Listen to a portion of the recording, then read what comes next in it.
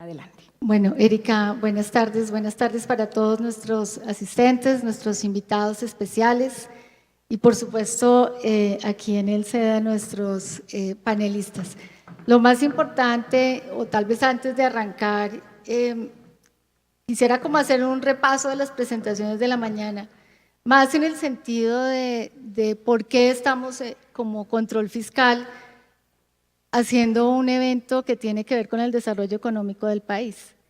Y esta mañana invitamos tanto a Rafael de la Cruz como gerente del BID para América Latina y Alberto Bernal, que nos dieron esa visión de hacia dónde va el mundo en temas de desarrollo económico, cuáles son los retos y cómo como contralorías fiscalizadoras tenemos esa gran tarea de apoyar el desarrollo económico en nuestros países. Y tal vez lo que nos une a todos es que lo que hacemos es cuidar el recurso público, velar porque se ejecute bien, pero tal vez lo más importante es con esta adaptación de los estándares internacionales, todas las contralorías en el mundo seguimos las normas ISAI que expide la INTOSAI en el mundo y entonces pues la forma de hacer el control fiscal se ha venido modernizando y ahora las contralorías lo que hacemos es apoyar la gestión de las entidades y apoyar de alguna manera que el gasto público se vea reflejado en calidad, se vea reflejado en resultados y por supuesto pues el beneficiado es la ciudadanía. Entonces, como Contraloría hemos venido avanzando en Colombia en ese sentido. Hay una frase que me gustó, que creo que fue la de Alberto Bernal, cuando hablaba de los retos de crecimiento para la región, y entonces decía, y en particular para Colombia, y es que el mundo no nos va a esperar, tenemos que subirnos al bus. Y esa frase funciona muy bien para la Contraloría aquí en Colombia. Desde que llegó el Contralor Maya a la Contraloría iniciamos un proceso de transformación, él lo comentó esta mañana, con apoyo del Banco Interamericano de Desarrollo y también de Cooperación Internacional.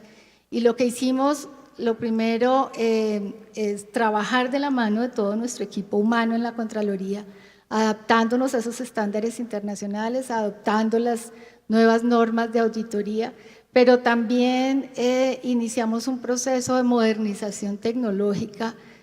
Tal vez la Contraloría en el país es la entidad que más información puede tener, así que lo que hemos hecho, y por eso tenía tanto sentido esta presentación de Nelson, nuestro consultor de Ernst & Young, es porque la inversión que estamos haciendo en la Contraloría en manejos de bases de datos, en tecnologías de la información, es muy importante. Por supuesto, lo que sigue es, de nuevo de la mano de todos los funcionarios, es generar capacidades en la Contraloría, porque no es solamente inversión en tecnología, sino saberla usar y saber usar todas esas herramientas. Entonces también tenemos programas de formación en manejo de datos, en inteligencia de negocios, y al final todo eso se tiene que ver reflejado en eficiencia. Esta mañana hablaban de productividad y lo que vamos a hacer es ganancias en productividad en la Contraloría, por supuesto que en beneficio de toda la gestión pública. Así que, como les decía y como mencionaba el señor Contralor esta mañana, hemos cambiado nuestro enfoque y lo mencionaba también Cris en la GAO. Todos en las Contralorías hemos venido entonces cambiando ese enfoque que era integral hacia auditorías mucho más especializadas. Y estamos especializando a nuestros auditores a que se formen en lo que es el concepto de auditoría financiera y llegamos entonces a las grandes entidades, aquellas que manejan grandes presupuestos y nos preocupamos más por sus estados financieros y es ahí a donde llegamos. O hacemos auditorías de cumplimiento y entonces pues a lo que vamos es a aquellas entidades que sobre todo tienen mandatos legales o de ley o constitucionales y vigilamos que estén cumpliendo con las normas de ley. Y tal vez la auditoría que está más enfocada hacia la gestión es la auditoría de desempeño. Y cada vez se vuelve más importante porque, como lo mencionaba Cris, el tema de los Objetivos de Desarrollo Sostenible, que ya es un acuerdo de Naciones Unidas, los Objetivos 2030, le da a Naciones Unidas el mandato a las entidades de fiscalización superior de velar por el cumplimiento de los Objetivos de Desarrollo Sostenible. Y la forma de hacerlo es a través de auditoría de desempeño, o sea que eso hace mucho más relevante que el conocimiento que se tenga en las entidades de fiscalización superior sobre auditoría de desempeño cada vez avance más. También nos decía esta mañana el Contralor de Perú que en la región no somos tan especializados en auditoría de desempeño, en todos los países vamos muy lentamente, en América Latina solamente México y Brasil se destacan en lo que es auditoría de desempeño y es muy especializada tal vez y lo más importante y lo más relevante de la auditoría de desempeño es que el auditor o la entidad de fiscalización se sienta a trabajar con la entidad alrededor de un proyecto o un programa o una política y mira cómo va su gestión y hace un plan de mejoramiento. A mí me gusta mucho utilizar el ejemplo del plan de alimentación escolar para Colombia, porque ustedes todos han escuchado que la plata de la alimentación escolar venía siendo de alguna manera usurpada, mal administrada, y entonces la Contraloría venía durante años haciendo anuncios de cómo se estaban dilapidando los recursos de la alimentación escolar. Y entonces lo que seguía eso era, bueno, ¿cómo hacemos para evitar que eso siga ocurriendo? Y le hicimos una auditoría de desempeño al programa de Plan de Alimentación Escolar del Ministerio de Educación para que entre todos entendiéramos cómo se puede atajar ese problema y cómo entender entre todos qué era lo que estaba ocurriendo y le hicimos una auditoría de desempeño. Como esas hemos hecho varias y entonces esa es la razón de alguna manera de este panel. Es contarle a ustedes que el sector público puede trabajar de la mano de la Contraloría y como se dijo esta mañana, la Contraloría tiene que dejar de ser vista como la asustaduría y más bien que entre todos podemos propender por la mejor gestión de los recursos públicos y por eso es que estamos aquí. Otro de los ejemplos importantes en auditoría de desempeño fue la auditoría que le hicimos al Ministerio de Comercio Exterior en el cumplimiento de los tratados de libre comercio.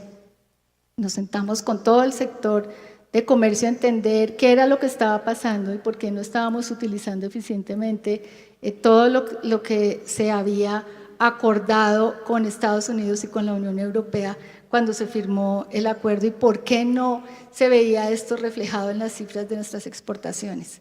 Hicimos un trabajo conjunto con todas las entidades del Ministerio de Comercio y que tienen que ver con la promoción de las exportaciones, o sea, no solamente el Ministerio, sino ProColombia, ProExport, Bancoldex, todas ellas, y de allí sale un plan de mejoramiento que coincide con el cambio en la administración, y me refiero entonces a que la ministra de la CUTIR sale de la administración del Ministerio, llega la ministra María Lorena, quien desafortunadamente en el último minuto no pudo llegar, pero aquí tenemos a su viceministra.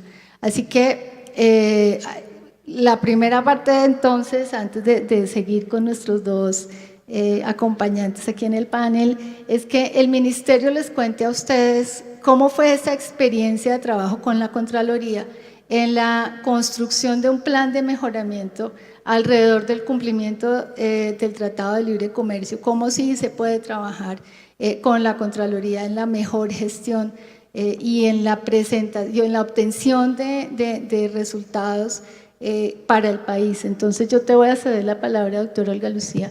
No sé si, yo sé que tienes una presentación, no sé si desde ahí la puedas pasar.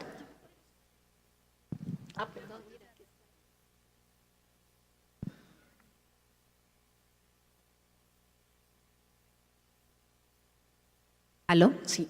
Bueno, muy buenas tardes. No llegó James, que es la ministra Gutiérrez. Espero ponerme los gallos de Quintero para esta tarde. Cuando nos sentamos a escribir esta presentación con la ministra, la idea que teníamos era que nos acompañaran ustedes a través del tiempo de cómo han cambiado los retos del sector comercio exterior y contarles también, como decía ahora la vicecontralora, el papel de este piloto que monta la Contraloría con el Ministerio de Comercio, Industria y Turismo. Entonces, Digamos que desde la creación del ministerio, y ahí estaba el doctor Bernardo Vargas, el país ha tenido unos retos importantes desde la perspectiva de gestión pública. Lo primero era enfrentar la política comercial, la apertura económica, y ahí teníamos que empezar a coordinar con distintos sectores. Este reto inicial de coordinación suprasectorial y la idea de crear un sector transversal se hace aún más complejo cuando ya no solo tenemos apertura económica, sino que nos vamos a las negociaciones comerciales, y luego el reto más grande que hemos tenido, que es asumir el reto de la gestión pública para el aprovechamiento de los tratados de libre comercio. Hay miles de razones y yo no voy a hacer aquí una exposición de por qué Colombia no tiene una balanza superavitaria, etcétera, etcétera, pero lo voy a mirar más desde la gestión pública. ¿Qué se puede hacer para mejorar ese aprovechamiento? Ese aprovechamiento empieza con una idea desde la Presidencia de la República de crear una oficina de aprovechamiento de los tratados del TLC. Y esto fue súper importante porque fue la conceptualización de qué hacemos para lograr realmente aprovechar los accesos que nos daban los tratados de libre comercio. Ese aprovechamiento se llama, primero, cómo gestionarlos. Estos hagan de cuenta como que les llegue a uno todo, a una fábrica, todo un negocio distinto, toda una línea de producción, a una entidad que estaba acostumbrada esencialmente a negociar. Entonces el perfil de los funcionarios y la idea de la gestión de los funcionarios era muy distinta, así que el reto era enorme. En ese momento, después de que ya la oficina de aprovechamiento de los tratados del TLC se va al interior del ministerio, llega a la Contraloría, y tengo que reconocer que cuando llegamos con la ministra Gutiérrez, la percepción pues era difícil, porque era la primera vez que en Colombia a un ministerio se le hacía una medición de gestión de realmente qué era lo que estaba construyendo.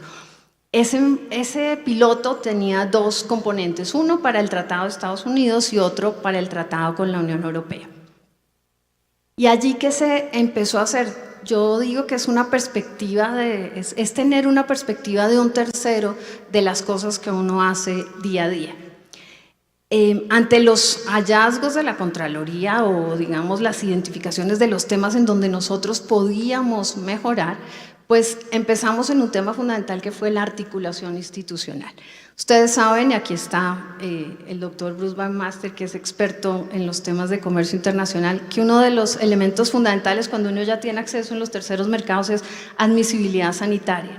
Entonces, un tema que para nosotros era eminentemente arancelario se convirtió en un tema que era súper importante de manejar, y era cómo lograr que pudiéramos exportar el aguacate, los cosméticos, etcétera. Y ahí la articulación institucional con el INVIMA, el ICA y con la DIAN fue súper importante. Trabajamos en la Contraloría y hoy tenemos con la Contraloría, y tenemos entonces unos convenios institucionales que hacen que esta articulación no dependa de si nos encontramos con el director de la DIAN o con el INVIMA o el ICA, sino que sea algo que hace parte de la gestión del día a día, y tenemos una hoja de ruta con cada uno de ellos, con identificación de productos, con acciones. Así que este fue uno de los ejes fundamentales.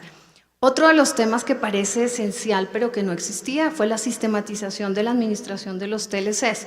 Todos los TLCs tienen una comisión administradora, tienen unos comités con diferentes temas, y hoy en día uno puede entrar a cualquiera de los puestos de trabajo del Ministerio de Comercio, Industria y Turismo, entrar al tratado con Canadá y uno ve cuáles son los compromisos que no hemos cumplido, cuándo es la próxima comisión administradora, un perfil de cuál es el comercio, lo que exportamos y lo que importamos. Así que ahí también hay un avance que va a ayudar muchísimo al gobierno entrante y a digamos a los funcionarios en el futuro a hacer este seguimiento de los tratados de libre comercio.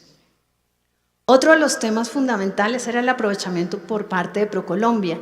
Digamos que nosotros estamos en la línea de producción al principio, nosotros negociamos los tratados de libre comercio y de alguna forma quedaban hacia adelante en la cadena de producción para tanto ProColombia como el programa de transformación productiva. Entonces, parte de la articulación que se hizo y la coordinación que se hizo fue identificar unas prioridades a nivel de producto para cada uno de estos mercados, tanto con ProColombia, el anterior ProExport y también con el programa de transformación productiva, así que tenemos hoy en día una lista de productos prioritarios.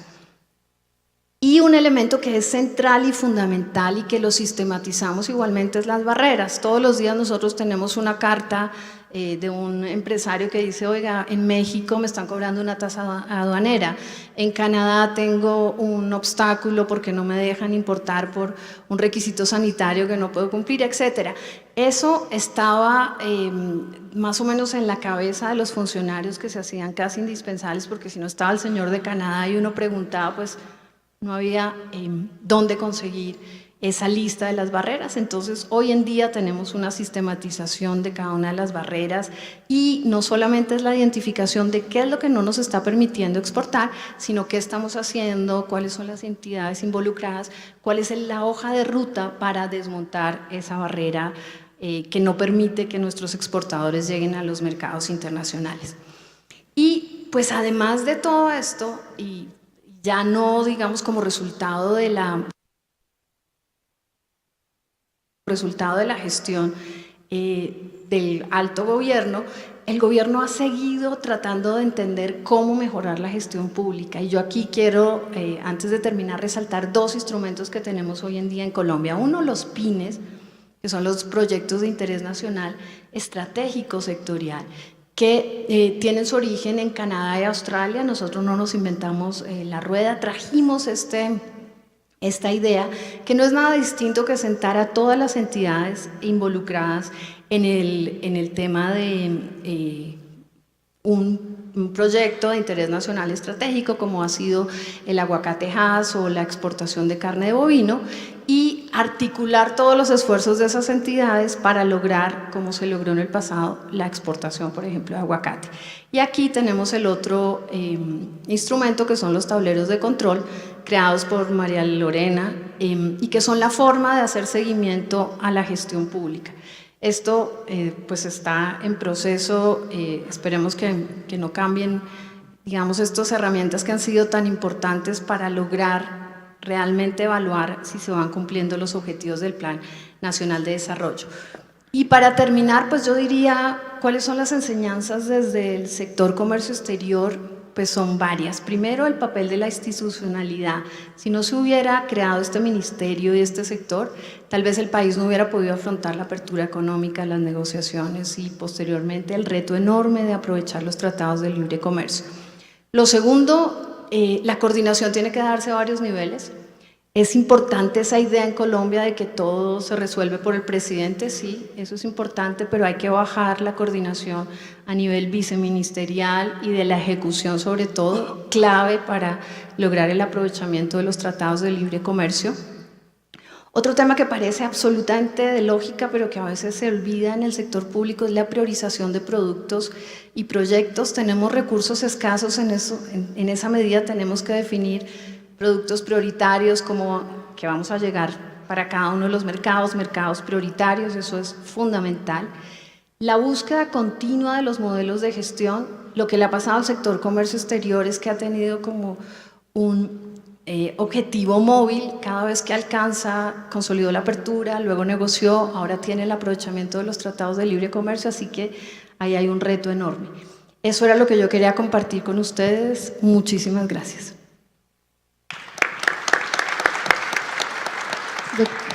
Doctora Olga Lucía, muchas gracias. Y en verdad, como esta auditoría de desempeño a la gestión en políticas públicas en el país, creo que somos líderes en diseñar políticas que luego es muy difícil cumplir porque obligamos a la articulación de muchas entidades que realmente difícilmente se hablan. Entonces el Estado emite una política y deja que entre las entidades que tienen que atender la política se hablen, pero no hay un eje articulador.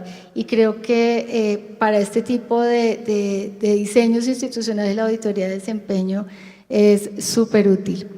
Yo voy a seguir, creo que vamos a dejar para el final las preguntas, en particular queremos recoger preguntas del público. Y voy a seguir con el doctor Carlos García, que es nuestro director del INVIAS. Para todos es claro que el INVIAS en los temas de desarrollo económico del país tiene todo que ver y que el INVIAS es una entidad que ha venido saliendo a flote y poniendo al día sus finanzas de la mano de la Contraloría, sí, pero también de la mano de la ciudadanía, y ahí yo quiero hacer énfasis en que nuestro nuevo modelo de control fiscal, que en la Contraloría se llama el control fiscal participativo, el trabajo con la ciudadanía es súper importante.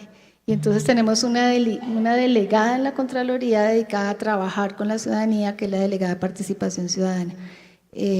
Y esa delegada ha venido, o más o menos su tarea es más bien ayudar a conformar veedurías formadas e informadas, que la ciudadanía sepa a qué tiene derecho y cómo puede reclamar por esos derechos con información. Y entonces invitamos aquí al doctor Carlos García porque él ha sido un usuario 1A de ese apoyo de la Contraloría con la ciudadanía. Así que, doctor García, te cedo la palabra.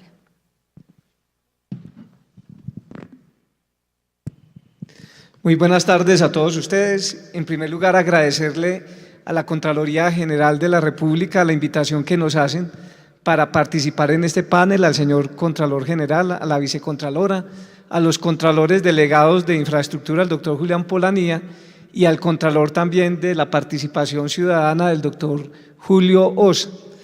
Y tenía eso para el final, pero ya que la Vicecontralora toma ese punto, para nosotros es lo más importante que se ha logrado entre el Instituto Nacional de Vías, pero por iniciativa de la Contraloría General de la República, y es la conformación de las veedurías técnicas especializadas.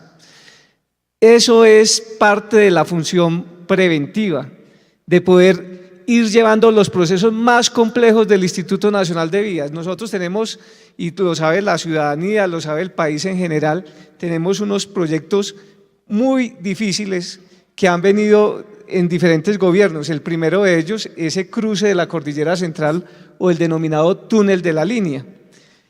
Otro proyecto que tuvimos dificultades y en ese empezamos el control de la participación ciudadana y el seguimiento, que fue la vía San Juan Pueblo Bello en el departamento del Cesar, y que a través de esa veeduría se permitió finalmente que la obra se llevara a su culminación, pese a los atrasos, pese a las dificultades, a los problemas que había con los ingenieros. Era un convenio que se había suscrito con la gobernación del departamento del Cesar y salió adelante.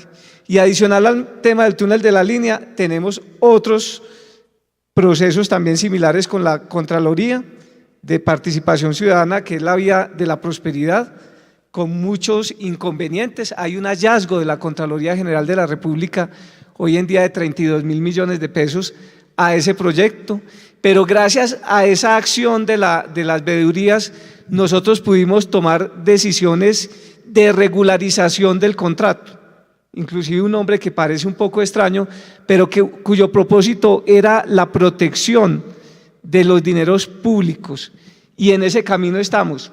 Ya hemos regularizado el contrato, esperamos que en unos 2 o 3 meses termine ese contrato, más no el proyecto. El proyecto seguirá porque es un compromiso y es una responsabilidad tanto de la Gobernación del Magdalena como del Instituto Nacional de Vías de llevar el proyecto a los desarrollos establecidos y a los alcances establecidos en el documento COMPES, es decir, la vía entre Palermo, Sitio Nuevo, Remolino y Guaymaro en ese departamento.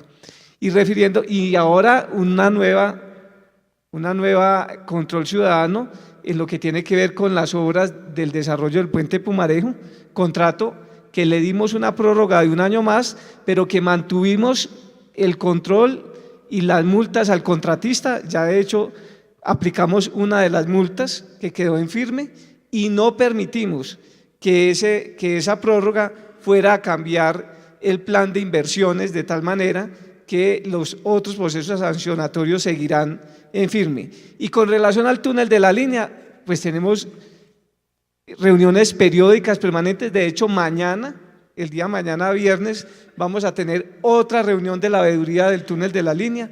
Fueron 5 contratos, estamos terminando el 3er contrato, que corresponde a la zona del intercambiador de Versalles en el municipio de Calarcá, 2 deprimidos, 5 puentes y 4 kilómetros de vía que vamos a entregar en este mes de julio, y esperamos, como ha sido el compromiso con el último contrato que sacamos, que se denomina la terminación, poder estar poniendo en operación, en funcionamiento ese túnel en la vigencia del año 2019. Lamentamos mucho no poderlo hacer en el gobierno del presidente Santos, pero bueno, hicimos todos los esfuerzos en ese proyecto y ahí vamos avanzando.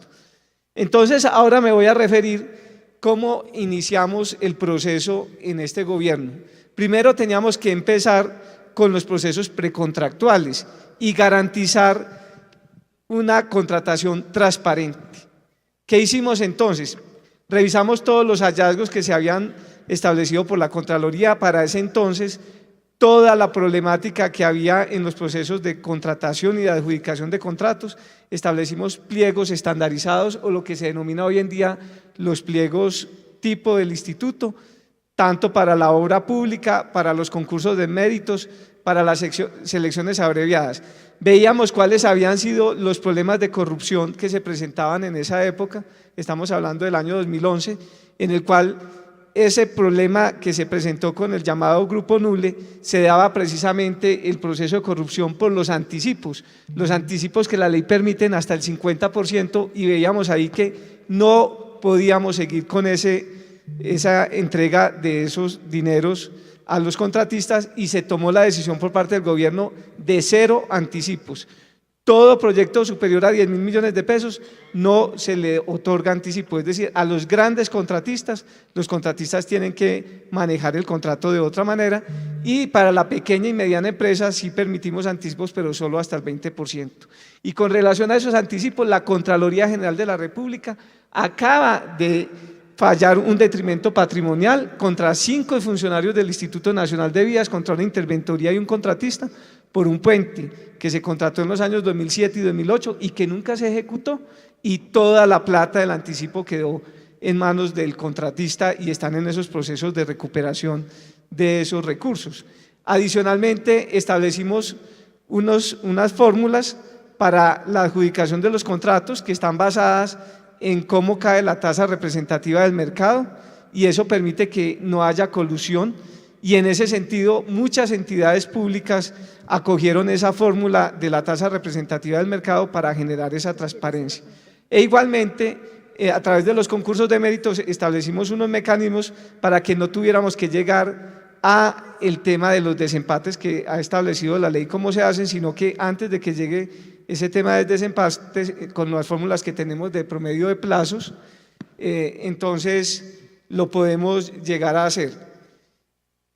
¿Cuál fue el resultado? El resultado está aquí, tenemos 833 procesos de licitaciones realizadas por el Instituto Nacional de Vías desde el año 2011 hasta el año 2018, con 43.014 propuestas, 11.2 billones en procesos de licitación, con un promedio de participación en estas licitaciones de 51 oferentes. Entonces, logrado ese paso por parte del Instituto Nacional de Vías, teníamos que mirar de qué manera podríamos transmitir ese proceso que estábamos adelantando a nivel nacional a las regiones. ¿Y por qué? Porque en las regiones hay mucho apoyo del gobierno nacional a los municipios en Colombia, y encontrábamos que con una información que estaba presentando el DNP y la Cámara Colombiana de Infraestructura hacia el año 2014, el 83% de los procesos licitatorios en las entidades territoriales tenían un único proponente en los municipios, y en los departamentos era del orden del 50%. ¿Qué podríamos hacer nosotros cuando estábamos suscribiendo convenios interadministrativos? Estábamos entregando recursos para vías terciarias, estábamos entregando recursos para vías secundarias a los departamentos. Entonces establecimos lo que denominamos los pactos de la transparencia. Esos pactos los suscribimos en el año 2015, y lo que buscaban era que los gobernadores y los alcaldes se comprometieran en hacer procesos licitatorios conforme a la ley, que adoptaran los pliegos tipo Invías, que los recursos del gobierno nacional se dirigieran hacia aquellos municipios que se comprometieran con este pacto, pero fue un proceso muy difícil. La verdad les cuento que en el año 2015 fue una batalla campal entre el Instituto Nacional de Vías y las entidades territoriales. Nosotros metimos en los contratos interadministrativos que se tenía la obligación por parte de las entidades territoriales de asumir el pliego tipo Invías, y los alcaldes ponían en los procesos precontractuales, cambiaban las fórmulas que estaban por parte del Invías, y nosotros entonces lo que hacíamos era mandábamos una comunicación al alcalde con copia a los organismos de control. Y cuando el alcalde mantenía su posición de no poner los pliegos tipo, entonces denunciábamos el alcalde ante la Procuraduría General de la República y le mandábamos copia de esa comunicación a los alcaldes. ¿Qué logramos en ese proceso? Que de 83 licitaciones con un solo proponente se llegara a 17 licitaciones con un solo proponente, que de el 2% de las licitaciones, es decir, 2 de cada 100 licitaciones tenía 4 más proponentes, llegáramos a 65 licitaciones con 4 o más proponentes. Pero ¿cuál fue la consecuencia? Los alcaldes no querían saber del Instituto Nacional de Vías, no querían que los recursos se transfirieran a través del Instituto Nacional de Vías, pues para nosotros desafortunadamente no era lo ideal, pero no solucionó un problema, porque entonces no hacemos parte de los procesos de investigación que se tienen en términos del mal manejo de los recursos que están haciendo las autoridades regionales. Pero hubo un tema muy afortunado, con el apoyo de la Contraloría General de la República, con el apoyo de la Procuraduría General de la Nación, con el apoyo de las asociaciones de la Sociedad Colombiana de Ingenieros, con el apoyo de la Cámara Colombiana de la Infraestructura, se logró la aprobación el año inmediatamente anterior de la Ley 1882 y de los pliegos tipo para todas las entidades del orden nacional. Y eso para nosotros ha sido un paso trascendental y fundamental. En este momento se está haciendo la reglamentación de esos pliegos por parte de Colombia Compra Eficiente en reuniones que estamos teniendo, y es una obligación de todas las entidades territoriales adoptar esos pliegos para los procesos de contratación y eliminar de una vez por todas los pliegos sastre. Eso no puede volver a suceder en el país. Pero ¿qué hicimos nosotros en términos de las auditorías que nos venía haciendo la Contraloría General de la República? En primer lugar, estas acciones que he venido comentando y otras que les comentaré ahorita en adelante, pues han hecho que los hallazgos y las auditorías regulares de la Contraloría cada vez, en términos generales, vayan disminuyendo nuestros hallazgos administrativos, los hallazgos disciplinarios, los fiscales y los penales. Tenemos muchos y todavía los hay, pero son cada vez menos y estamos haciendo un gran esfuerzo para poder irlos eliminando y poder mostrarle a la Contraloría que estamos aplicando en los planes de mejoramiento todo lo posible para poder que estas situaciones no se vuelvan a repetir. Nosotros recibimos herencias, las herencias son buenas, son regulares y son malas, y tenemos que asumir esas herencias y trabajar con ellas y sacarlas adelante. Lo más importante, que se me olvidaba del tema de las veedurías ciudadanas, me ha servido enormemente para tomar las decisiones que hay que tomar con relación a esos contratos. Yo sé que la responsabilidad de las decisiones que se toman son única y exclusivamente del director del Instituto Nacional de Vías, de los funcionarios del instituto que tienen a cargo esas obras, pero el apoyo, el acompañamiento, el tomar las decisiones frente a la comunidad es importantísimo para lograr que los proyectos salgan adelante a pesar de todas las dificultades que hemos tenido. Nosotros también entonces, ¿qué teníamos? Teníamos un problema gigantesco. Encontramos, y lo encontró la Contraloría en los hallazgos, que había más de 6.000 contratos del Instituto Nacional de Vías sin liquidar. ¿Y en qué se traducía eso? Que teníamos más o menos 3 billones de pesos de anticipos sin legalizar. Muchos de esos anticipos correspondían a convenios interadministrativos, porque el hecho de girar el recurso al municipio se constituye ya en un anticipo. Y en ese sentido teníamos más de 3.000 contratos sin liquidar con las entidades territoriales. Todo lo que tuvimos que hacer fue crear un comité de saneamiento y depuración. Ese comité ha venido trabajando en estos últimos 4 años y se ha reducido sustancialmente los pendientes que tenemos. Nosotros tenemos regularmente aproximadamente unas 2.000 liquidaciones que tenemos que hacer anualmente. En este momento, a corte de 31 de diciembre, quedaban pendientes 2.607, ya para mayo de este año hemos liquidado 1.012 contratos, quedan todavía cerca de 1.600 contratos, de esos algunos antiguos, la mayoría de ellos antiguos que van a tener que ser con certificaciones, pero esas certificaciones garantizando que no quede un solo peso en esos procesos que no se habían aún liquidado. Y también a través de la Contraloría General de la República y en los hallazgos y en los planes de mejoramiento logramos que el Ministerio de Hacienda nos pusiera un aplicativo en el CIF Nación. Y esto quiero hacer referencia, en el CIF Nación, el INVIAS tenía muchísimo miedo y mucho temor al CIF Nación porque se decía que los pagos en tesorería se estaban haciendo con unos software que tenían el instituto que hacía muy rápido ese proceso y que el CIF Nación representaría para el INVIAS demorar una cuenta 30 o 40 días, cosa que fue completamente falsa. Después se demostró que podíamos llegar a esos niveles de eficiencia que teníamos con el aplicativo anterior, pero con un proceso muchísimo más transparente que es el CIF Nación. Y ante no poder dar anticipos y en un trabajo conjunto con el Ministerio de Hacienda, nosotros garantizamos los pagos de las actas de los contratistas en unos plazos casi que inmediatos. Entonces, también se evita esa corrupción que existe en algunas entidades en el sentido de dilatar los pagos a los contratistas buscando alguna remuneración por parte de algunos funcionarios. Aquí no, aquí cuenta que llega al INVIAS, cuenta que se paga en los próximos días, en los siguientes días, no más de 8 días, y en eso en el Ministerio de Hacienda nos ha colaborado muchísimo para tener un PAC suficiente, bien programado, que permita que esa situación se pueda llevar a cabo.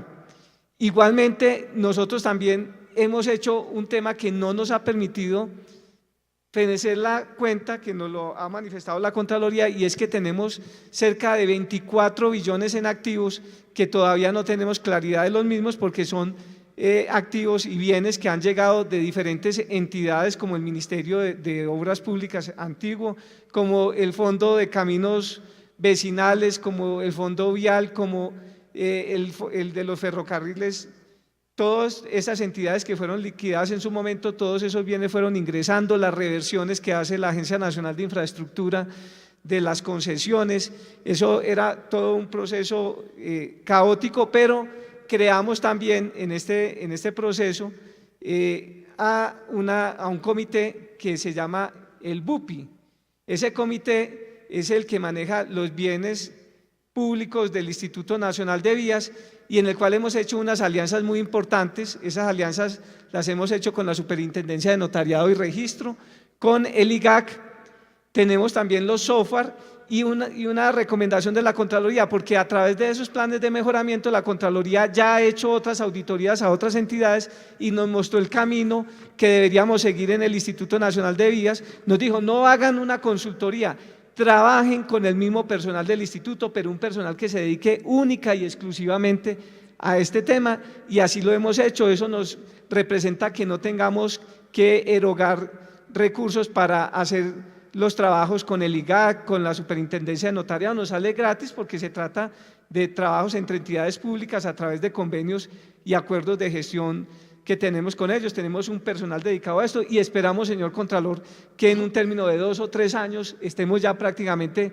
cerrando este difícil capítulo que tiene el Instituto Nacional de Vías, pero es un trabajo permanente y continuo. Eso se lo debemos entonces a la Contraloría General de la República. Yo cada vez que tengo la oportunidad, Contralor, le digo a las entidades territoriales que si tienen algún problema en sus contratos, que no duden en convocar las veedurías ciudadanas y que con las contralorías departamentales o municipales se haga lo que se está haciendo con la Contraloría General de la República, porque yo me siento muy tranquilo. Yo sé que he tomado muchas decisiones, que hago parte de los procesos y de los hallazgos que se tienen en la Contraloría General de la República, pero me da la tranquilidad en la conciencia que esas decisiones que se han tomado en el instituto han sido de cara a la comunidad Contralor, y en ese sentido pues las acciones se van convirtiendo de la mejor manera para que las obras puedan finalmente concluir.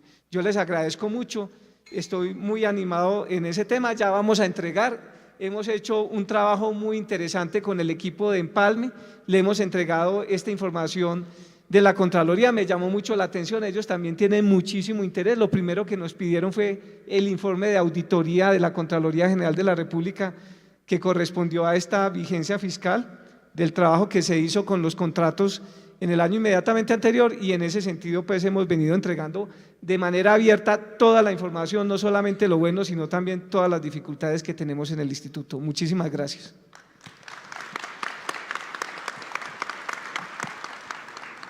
Doctor Carlos, muchas gracias. Creo que nos queda muy claro cómo Contraloría y sector público podemos trabajar de la mano por el desarrollo económico del país en este tema de vías que es tan crucial para Colombia. Y nos queda entonces, no porque seas el último, el menos importante, porque con esta capital que manejas, doctor Bernardo, presidente de ISA, es un ejemplo muy interesante porque ISA tiene el 51% de su capital pertenece a la nación y por eso es nuestro sujeto de control.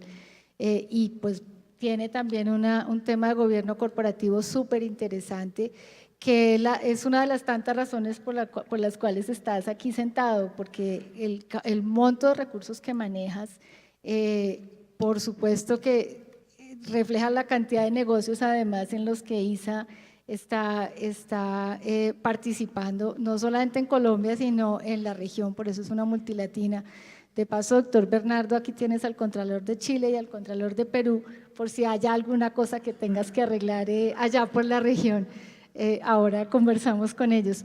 Te cedo la palabra. Creo que hay muchas cosas que contar de este trabajo con auditoría financiera que de hecho has vivido como ese proceso de transformación de la Contraloría. Antes hacíamos ahí esa auditoría integral, ahora hacemos auditoría financiera y la Contraloría también ha tenido que entender todo ese proceso de transformación de ISA. Así que pues muchas gracias por estar aquí. Muy agradecido con ustedes, Gloria, muy agradecido con la Contraloría, con el señor Contralor por esta amabilísima invitación a ser parte de este panel, que muy brevemente les voy a contar un poco sobre ISA para legitimar de lo que voy a hablar.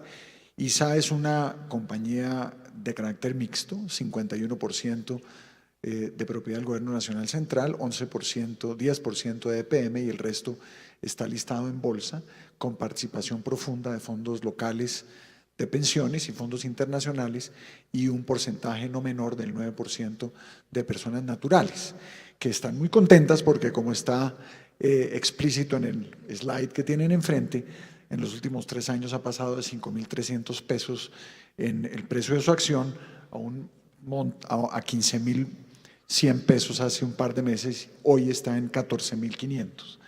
De tal suerte que ISA pues es una compañía que no es la típica, es una compañía que a pesar de que tiene 11.000 kilómetros de líneas en Colombia y tiene el 80% de el negocio de transmisión de energía eléctrica de alta tensión, pues en total en la región tenemos más de 60.000 kilómetros de líneas de alta tensión en diversos países. El mapa tal vez que se acaba de ir, nosotros vamos desde la punta de Centroamérica, desde Guatemala, bajamos por toda la región en el negocio de transmisión de energía, pero también en el negocio de telecomunicaciones, el negocio de vías, que actualmente solamente lo tenemos en Chile, y el negocio de sistemas inteligentes en red, que está en Colombia.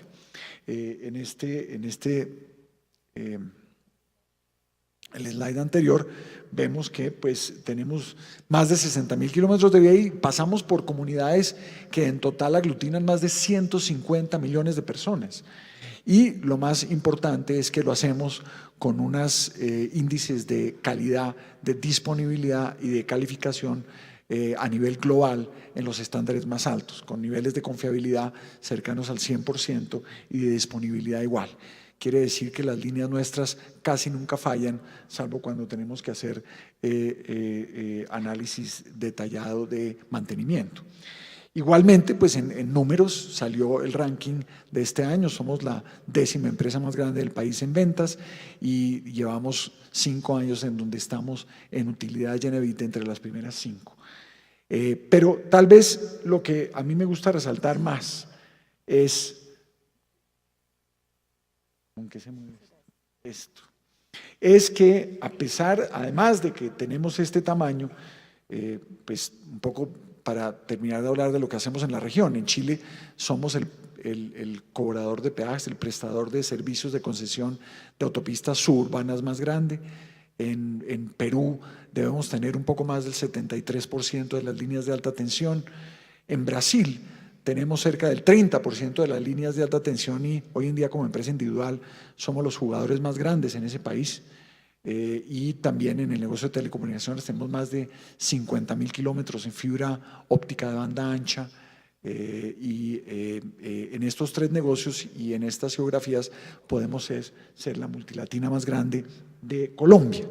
Pero además de eso, lo hacemos de una manera ética, basada en estándares de primera. Es curioso saber que en Colombia, en los últimos 3 años, compitiendo contra todas las empresas del sector privado, ISA lleva ganándose el premio de mejor gobierno corporativo.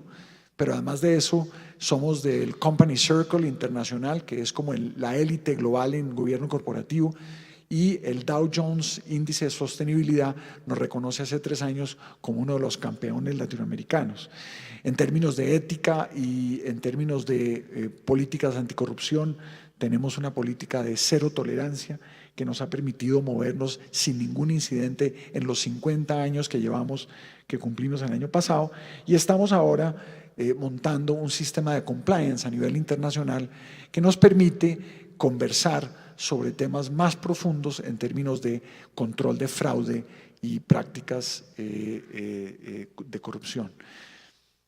Es interesante que en las últimas reuniones, 2 que he tenido el honor de asistir de la Contraloría, he conocido no solo el honor de conocer a los contralores de hoy de Perú y de Chile, países en donde tenemos una participación importante, sino personas de Estados Unidos. En la que estuvimos hace 6 meses, tuve el honor de conocer al contralor de Brasil.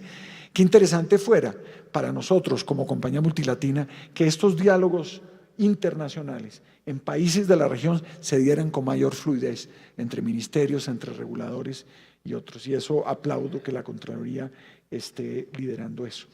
Y obviamente aquí sí hoy puedo sacar pecho, porque en nuestra vigilancia anual del año 2017, del año 2016, nuestra calificación antes de que migráramos al nuevo sistema fue de 93.75, que es una de las más altas históricamente que la Contraloría ha dado a una organización vigilada, y este año de nuevo en el 2017 tuvimos el gran gusto y honor de que pasamos limpios y sin salvedades por este nuevo sistema que además sobre el cual voy a referirme más adelante.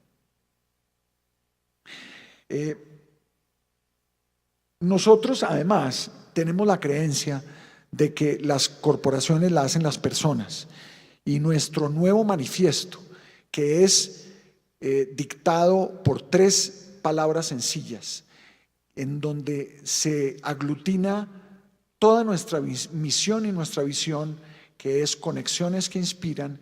Nuestro propósito a futuro es de inspirar a las comunidades que tocamos, y lo hacemos mediante relaciones transparentes con nuestros grupos de interés, mediante que obviamente un gobierno corporativo que nos permita tomar decisiones con criterio gerencial, siempre privilegiando el interés público, el interés societario, y no el interés particular ni de la empresa ni de ninguno de sus miembros, de promover un razonamiento auténtico hacia el largo plazo, y obviamente en que los procesos que tenemos sean procesos efectivos, vigilados no solamente desde el punto de nuestros reguladores o de auditorías especializadas como la de la Contraloría General de la República de Colombia, sino que también estamos sometidos a esa mirada por parte de todos los 8 países que atravesamos.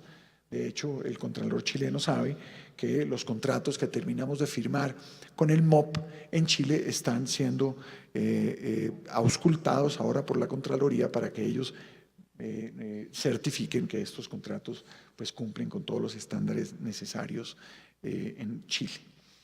Y termino por decir lo que este slide representa, y es que queremos hoy sí, como vigilados por la Contraloría General de la República, aplaudir ese esfuerzo, porque lo ha sido, y esa dinámica de que la Contraloría trascienda hacia un modelo internacional de normas de auditoría.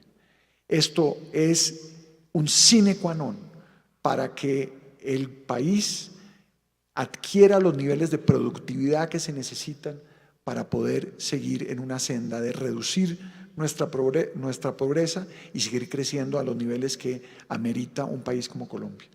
Nosotros aplaudimos que eso sea así, hemos sido objeto de eso con el sistema que Gloria muy bien explicó, y a nuestro juicio eso es un motivo de gran aplauso para las entidades que estamos sujetos a ello.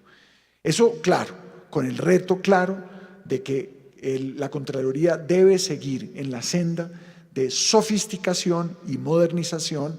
El tema de transformación digital del que se mencionó más temprano es fundamental para que eso sea así, y que obviamente el tema del control de la gestión moderna se dé. ¿Cómo fue de importante en la gestión de auditoría del año 2017 que una vez la Contraloría entró, miró, hizo un primer análisis, pudimos sentarnos en una mesa de diálogo para conversar sobre los puntos en donde tendríamos de pronto discrepancias, que fueron luego evolucionando hacia un acuerdo en donde la Contraloría, con su independencia, siguió dictando puntos que tenía que dictar, pero que nosotros pudimos aclarar puntos que eran fundamentales. Eso hace más eficiente la gestión, eso hace más expedita la gestión, y eso hace que haya lo más importante, confianza entre auditado y auditor. Desde el punto de vista de eso, es que pensamos necesario, que es fundamental continuar promoviendo las auditorías especializadas y que el organismo continúe con este propósito de auditar a entidades entendiendo el carácter diferencial de cada una de ellas. No es lo mismo que la auditoría que hace la Contraloría sobre uno u otro sea la misma, porque cada organización tiene características distintas, tiene propósitos distintos. Pensamos que es fundamental reconocer las realidades de cada empresa para que tiene componente público, para que sean regidas como sería regida una empresa de carácter privado, y que así sea vigilada. Desde el punto de vista del entorno, yo lo repito en todos los países donde estamos presentes. Si hace 5 o 8 años el reto más grande de las empresas que hacían obras de infraestructura mayor eran retos de ingeniería para cumplir con cronogramas, hoy en día eso no es el caso. Las compañías que hacemos infraestructura nos enfrentamos con temas sociopolíticos, socioambientales, que son los principales obstáculos. Es importante que estos retos sean valorados en el momento de hacer auditorías. Conciliar los criterios empresariales con la realidad de estos retos es fundamental hacia el futuro, y el control fiscal debe ser mirado desde este punto de vista. Pensamos que al momento de que las entidades de auditoría juzgan a empleados o funcionarios con respecto a su gestión, tengan en cuenta este nuevo mundo que a futuro, por la presencia de redes sociales conjuntas, por la presencia de un mundo cada vez más comunicado, más digitalizado, se vuelven realidades más claras de cualquier empresa. Y finalmente, lo que nos atrevemos a llamar el Business Judgment Rule, en donde resaltamos la importancia de que se aplique la presunción de que la toma de decisiones en los negocios se hace de forma informada y de buena fe y en interés de la compañía. Comprender que la función del empresario es hacer frente a un mundo de riesgos y de incertidumbre es clave. Para ello es fundamental, claro, que hayan bases éticas fuertes en las empresas y que los mapas de riesgo sean sofisticados, sean basados en tecnología de informática, en digitalización y en todas las herramientas que ya mencionamos más temprano en la presentación anterior, de Big Data, de Analytics, de todo lo que la tecnología nueva nos presenta para que hoy en día podamos hacer un juicio mucho más ordenado y mucho más claro de lo que hacen estas empresas. Y obviamente, termino por decir que es factible tener una compañía con carácter mixto en su capital y tener al mismo tiempo los estándares suficientes para poder competir contra los mejores y los mayores. Si ISA no es capaz de hacerlo, nos van a derrotar. Tenemos en los países donde estamos a los mejores y a los mayores y tenemos que estar a tono con eso, sacando pecho por ser una empresa colombiana que exporta talento colombiano, que exporta ideas que salen de Colombia, pero que trae a Colombia lo que aprendemos de los otros países donde estamos. Sí se puede. Muchísimas gracias.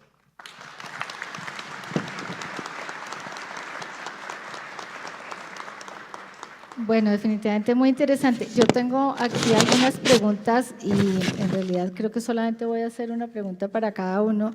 Y voy a empezar aquí por el doctor Bernardo, para quien no hay pregunta, pero que escuchándote me surge una que es muy relevante e importante y tiene que ver con el tema de gobierno corporativo que se maneja en ISA y ese rol que hay como gerente de una entidad. En estos momentos en que en la Contraloría o a la Contraloría de alguna manera se le cuestiona por muchos de sus hallazgos, en ese rol que tienen las juntas directivas en la toma de decisiones, que me parece que es súper importante cuando se está en una junta directiva y se toma una decisión, pues lo que en la Contraloría se dice, lo que tiene que hacer es documentar absolutamente toda la decisión que usted toma, que pues por supuesto la Contraloría no coadministra, sino que tiene que entender con base en información que se le suministre, porque la Contraloría no puede interpretar decisiones, sino simplemente estudiar lo que se le entrega. Algún tipo de recomendación, aquí tenemos muchos funcionarios públicos a quienes ese aporte, en la medida en que ya has fenecido la cuenta por varios años seguidos, ¿qué tipo de recomendación haces? Aunque yo sé que ya con los temas del ingreso a la OCDE creo que ya no hay funcionarios públicos perteneciendo a juntas directivas, pero sí son directores de entidades, gerentes de entidades públicas. Una recomendación en particular. No, yo agradezco aquí públicamente al gobierno nacional actual que ha sido profundamente respetuoso de los procesos de una compañía como ISA para que ellos sean guiados por el talento de las personas de ISA. No solo desde el punto de vista de la elección de miembros independientes de junta directiva, la junta directiva de ISA Grupo hoy en día tiene 9 miembros, de los cuales 7 son independientes, y el gobierno nacional en la asamblea de marzo permitió que en esa asamblea quedara que como mínimo 5 de los 9 deberían ser independientes, a pesar de que el gobierno nacional con 51% del capital podría no tomar esa decisión. Eso por un lado. Desde lo que a mí concierne, como presidente a cargo de esto, nunca he tenido una injerencia de carácter político de otro tipo. Eso es fundamental para poder uno guiar organizaciones de la manera que deben guiarse, y para eso se requiere obviamente este liderazgo de los gobiernos, que yo creo que además no solo este gobierno, sino los gobiernos anteriores han tenido esa mirada respetuosa hacia compañías no solo ISA, sino otras de carácter mixto. Pero además debo decir, a ISA, que está en el Dow Jones Sustainability Index, que está en el FTSE for Good de la bolsa británica, que está en el Company Circle, que está en toda clase de foros, lo miran de todas las formas posibles. Y eso que tú mencionas, Gloria, que es el accountability, es fundamental. Cualquier decisión que se toma tiene que ser guiada por un mapa de riesgos bien construido, pero obviamente por una trazabilidad de las decisiones en donde nos permita a nosotros poder tener claro que en ocasiones las decisiones pueden pues, no ser adecuadas cuando uno está enfrentado a decisiones que tienen que ver con temas riesgosos, pero que obviamente se tomaron de buena fe. Bueno, hay una pregunta para el director del INVIAS y es ¿cómo se podría fortalecer el modelo innovador de control social, de auditorías o veedurías cívicas a los desarrollos viales con universidades, con sus docentes y con estudiantes de ingeniería? ¿Tú cómo lo ves? Bueno, a nosotros nos parece bien importante pues, la pregunta, entre otras cosas, porque ya hay participación de las universidades en la veeduría. En el departamento del Magdalena tenemos la universidad de ese departamento acompañándonos en la veeduría técnica especializada para la vía de la prosperidad. Y estamos colocando un tema muy interesante para los estudiantes o para los recién egresados. En estos procesos licitatorios que arrancamos de la Ruta del Sol 2, estamos exigiendo tanto al contratista como al interventor tener la vinculación de estudiantes recién egresados que no tengan experiencia, que puedan adquirirla en el desarrollo del contrato con las mejores calificaciones de las universidades donde han cursado, y eso es para ir fomentando en los nuevos ciudadanos y en las personas que están saliendo de las universidades poder tener contacto con proyectos muy importantes. Estamos llevando también las universidades a los grandes proyectos de infraestructura en el túnel, perdón, en el puente de Pumarejo. Han ido numerosas universidades a ver esa obra, que es una obra fantástica. A pesar de las dificultades en términos de los tiempos de ejecución, la realidad es que es una obra de mucha complejidad, pero es una obra maravillosa que va a tener el país muy pronto, el año 2019. Y lo otro es lo que yo hago como el llamado, ¿cierto? ¿Cómo lo podríamos hacer para que estas veedurías estén en prácticamente la totalidad de los contratos, ¿cierto? ¿Cómo apoyarlos, no mirar en los veedores a aquellas personas que están fiscalizando y están poniendo denuncias, sino al contrario, los veedores como participantes, inclusive que le dan ideas a la entidad, que le colaboran a la entidad en muchos problemas que existen en las regiones, en las obras en particular, y que nos permiten a nosotros llegar a tomar las decisiones más acertadas en ese sentido. Y yo espero pues que entonces lo que estamos llevando a cabo, y yo en eso sí le agradezco enormemente a la Contraloría. Me comentaban algo así, que había un cierto temor en Colombia porque a raíz de todos estos hechos de corrupción lamentables como la situación de Odebrecht, los funcionarios públicos han entrado en una situación de, entre comillas, miedo por la toma de las decisiones, y dejan que sean los jueces de los contratos, la justicia ordinaria o los tribunales de arbitramiento quienes tomen decisiones que se tienen que tomar, porque es necesario que los proyectos avancen, así las decisiones sean difíciles de tomar. Pero frente a veedurías que están ahí, frente a tomar las decisiones delante de los actores sociales y en el acompañamiento de las entidades de control, pues las decisiones se toman. Pueden ser difíciles, pero se toman y ya uno responderá, bueno, pero tiene uno como esa tranquilidad. Muchas gracias. Yo voy a interpretar esta pregunta, la voy a dirigir a nuestra viceministra de Comercio. Y digo la voy a interpretar porque no la voy a leer, pero la entiendo en el sentido en que estamos en un momento de posacuerdo en el que hay unas tareas muy importantes en términos de apoyar aquellas zonas alejadas del país, pero también hay muchas zonas rurales con grandes proyectos productivos que de alguna manera están afectadas por la llevada de sus productos a puerto. Esa sería también una pregunta para el director del INVIAS, si te quieres sumar. Y entonces está la preocupación de que con el TLC agrede al agricultor. Esa mirada del Ministerio de Comercio de cómo ayudar en la competitividad de la zona rural, no solamente con vías, sino también por la vía del acuerdo, no solamente infraestructura, sino la negociación, aquí dicen con energía también, cómo ayudar al desarrollo de campo y cumpliendo el acuerdo y además haciendo inversión, que es uno de los grandes compromisos que hay incluso con el acuerdo de paz. Sí, yo lo primero que diría es que tenemos que dimensionar el papel de los tratados de libre comercio. Creo que desde los 90 y durante mucho tiempo se identificó como que eran el único mecanismo a través del cual se iba a lograr el desarrollo productivo de los países. Yo creo que son un instrumento fundamental. Creo que Colombia ha caminado en la senda correcta, hoy tenemos 16 acuerdos comerciales, pero creo que hay otra cantidad de políticas públicas dentro de la agenda interna que son fundamentales, y usted ahora tocaba el tema de la infraestructura, el tema del desarrollo de ciertas zonas productivas, así que yo lo que diría es que los acuerdos son una herramienta fundamental Y hoy con el posconflicto es precisamente a través de esos acuerdos de libre comercio que podemos llegar a los mercados internacionales. Hay una idea de que el sector agrícola no tiene las condiciones para competir, pero fíjense que hoy en día tenemos incrementos importantísimos en exportaciones agrícolas. Yo mencionaba la carne de bovino, el aguacatejas, las frutas, así que creo que hay unas ventajas fundamentales y creo que lo que hacemos nosotros, y ahí me refiero otra vez a la gestión del ministerio, es articular esos esfuerzos. Por ejemplo, hoy en día la construcción de vías terciarias se hace teniendo en cuenta, entre otras razones, las necesidades de los proyectos productivos en piña, en aguacatejas y en otros productos que hemos priorizado.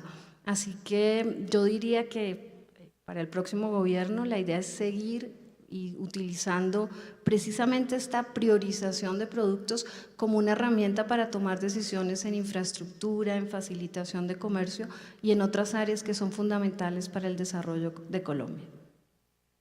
Doctor Carlos. No, hay un tema muy importante y es que las vías terciarias son alrededor de unos 155.000 kilómetros y los recursos son insuficientes. Este gobierno ha dejado dentro del acto legislativo que aprobó el Congreso de la República el 7% de los ingresos de regalías para destinarlos a los municipios del posconflicto. Y muy enfocado en los municipios, ellos siempre toman decisiones de aplicar eso en infraestructura porque la infraestructura de alguna manera los acerca a las regiones ya consolidadas y permite mover muy rápidamente los productos de producción en el campo hacia los centros de consumo. Estamos haciendo unos trabajos muy interesantes en el departamento de Putumayo para buscar nuevas tecnologías, son unos proyectos pilotos de 1 kilómetro, cada uno de ellos donde se aplican tecnologías como los químicos, como los asfaltos naturales, con el propósito de reducir los costos del kilómetro de vía intervenida en red terciaria y eliminar de alguna manera ese mantenimiento con afirmados, que eso es un foco para nosotros de corrupción enorme, porque por ahí se van perdiendo los recursos, caen 2 aguaceros y dice que la inversión ya se perdió. En ese sentido, estas pruebas pilotos que están siendo seguidas por la Universidad de Antioquia nos van a permitir sacar por parte del INVIA resoluciones que permitan a los municipios adaptar esos materiales dentro de los proyectos de licitación que puedan ir sacando en las regiones y que pueden disminuir los costos en ese sentido para las vías terciarias. Esa es como una buena práctica. Lo otro es también hacer una revisión muy juiciosa en el tema de regalías, en el tema de las asignaciones de los recursos y solicitar, pues hemos logrado por parte del Gobierno Nacional que las interventorías las desarrollemos nosotros en el Instituto Nacional de Vías. Tenemos ya lo de los pliegos tipo que hacen que garantice la pluralidad de los oferentes, las transparencias en las licitaciones y en ese sentido esperamos pues que haya un tema muy provechoso hacia futuro en términos de la ejecución de proyectos en la red terciaria nacional. No solo para complementar lo ya dicho, y es que en el mundo en que está Colombia ahora, que es el mundo de la paz, realmente lo que hemos visto en ISA es que se pueden hacer cosas pero tienen que ser de una manera, como Olga Lucía mencionaba, de forma transversal entre diferentes agentes del Estado. Nosotros acabamos de iluminar una línea muy importante de las zonas más pobres y más difíciles por conflicto armado del país, que es la línea entre Cauca y Nariño, en la costa pacífica. Eso va a traer luz a gente que nunca la ha tenido, pero una obra que duró 10 años construyéndose porque por temas de orden público no se puede hacer.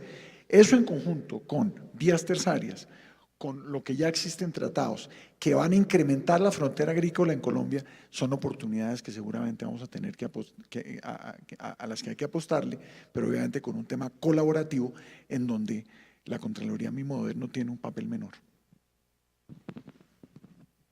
Bueno, muchas gracias. Yo no voy a hacer más preguntas, simplemente agradecerles a todos ustedes. Creo que este proceso de transformación, tanto la Contraloría como las entidades públicas, hemos aprendido mucho.